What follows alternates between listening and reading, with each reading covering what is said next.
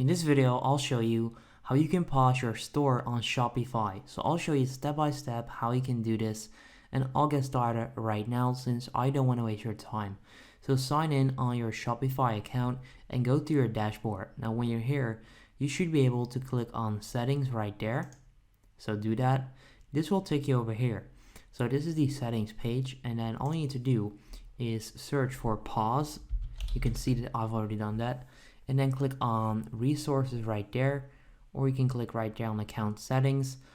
So if you click right there, this will bring you over here.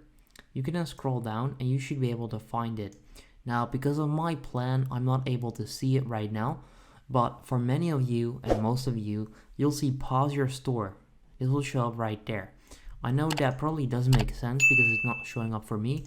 So I'll show you what that looks like right now.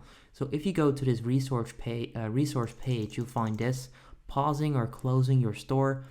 So you can then pause your store and continue to work on it, or completely step away. So choose the one that you would like to use, and then right there, they're going to show you how you can do this. So it's actually quite simple. So you want to sign in as the store owner. From your Shopify admin, click settings, okay? So click settings, then click plan and permissions. In the store status section, click pause and build, and then agree to those terms. That's all you need to do. So if this video helps you out, leave a like on the video, and then I'll see you in the next one. Have a good day.